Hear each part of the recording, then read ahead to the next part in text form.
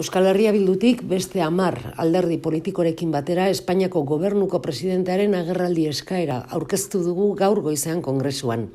Pedro Sánchezek azalpenak eman behar ditu lehenbailen Saharari buruzko jarrera aldaketaren arrazoiak esplikatzeko. Finean, atzera egiteko Marokori emandako bapateko babesa zuzentzeko eta Nazio Batuen erakundearen ebazpenak aintzat hartzeko exigitzen diogu Espainiako gobernuari Mendebaldeko Saharak libre eta demokratikoki erabaki dezan etorkizuna.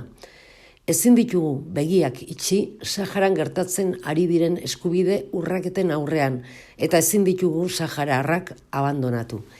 Izan ere gogoratzea komeni da, Espainiako estatua ez da gatazka honetako beste eragile bat, ez da kanpoko aktore bat, jureko potentzia administratzaile gisa, Saharar herriaren egoera dramatikoaren erantzule zuzena da eta erantzunkizun historikoa du gatazka honetan.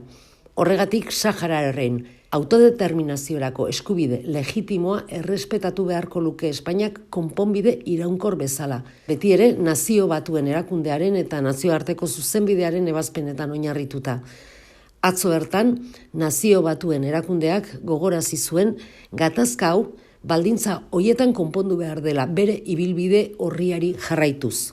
Onartezina da Marokoren betoari men egitea, Saharan edozein aurrera pauso oztopatzeko eta Saharar herriari dagozkion eskubideak ukatzen jarraitzeko. Sahararrek beren etorkizunaren jabe izan behar dute libre eta demokratikoki eta erreferendum batean bozkatzeko eta erabakitzeko aukera izan behar dute. 31 urte daramatzate zain. Bada garaia, Espainiako gobernuak Saharak autodeterminazio askerako herri gisa duen eskubidea aitortzeko eta ausardiaz jokatzeko Saharako lurraldearen legez kontrako okupazioaren aurrean.